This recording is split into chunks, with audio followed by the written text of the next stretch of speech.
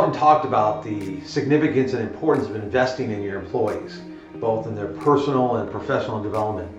One of the areas that I think is really fundamental to developing and growing employees is the idea of customer service. And do we invest in them and helping them understand what good customer service looks like, or do we just assume that it comes naturally to people? I think if we go around enough to restaurants, fast food places, stores, hotels, anywhere we go, I think we probably could all agree that customer service doesn't just come naturally. That's unfortunate, but here's the good news. It's something that we can teach.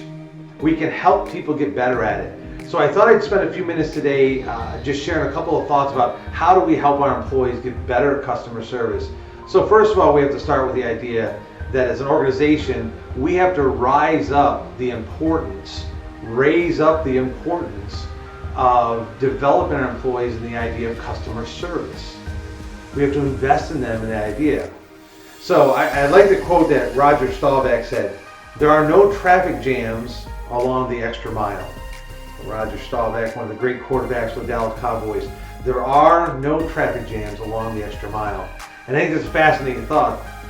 Oftentimes what separates us from company to company to company, what separates us from our competitors is our customer service. Now, it could be our product or services we offer, sometimes it's our facilities, but one thing that stands clear is that how we treat our customers makes the world of difference in how we set ourselves apart. That's why there isn't a traffic jam in that extra mile, because when you go to the extra mile, oftentimes we're shocked. All right. So I wanted to share with you 4 things that you can think about doing in developing your employees into good customer service givers, providers, right? One is decide who you are.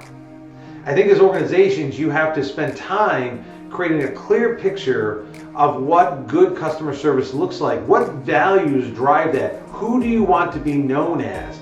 You look at a Chick-fil-A and it's my pleasure, right? They're known for that. We can go through a number of organizations where they become known for different pieces of what customer service looks like to them. Well, that didn't happen accidentally.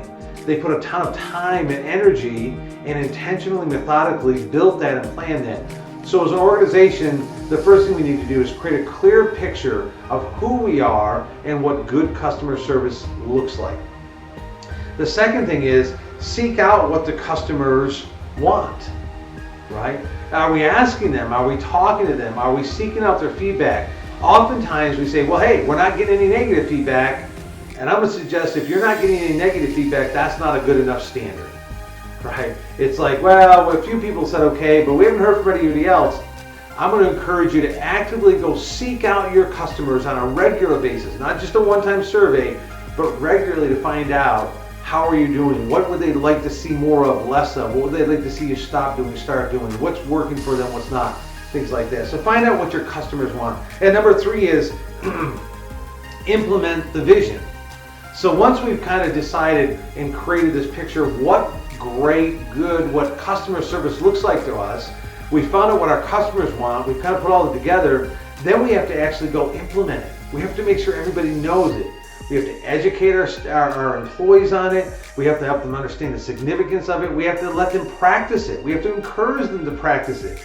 That sounds silly, but just asking employees to practice how do we greet people as they come in the front door. Could be as simple as that. But we have to then implement our vision. And the 4th thing is constantly improve. So it's constantly reviewing and saying, is our customer service where we want it to be, where we need it to be? Is it the best? Is it hitting the standard we want? Is it meeting the needs of our customers and clients?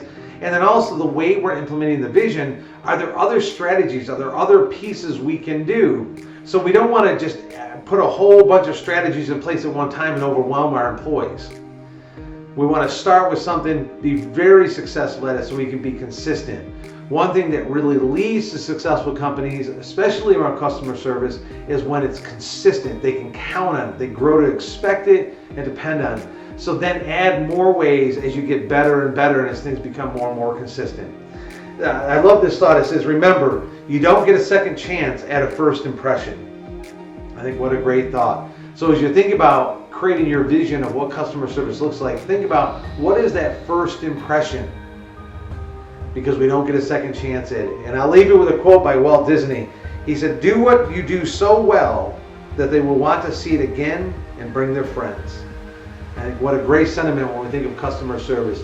Be so good at what you do, be so good at who you are, that the people want to come back and bring someone with them. Have a great day.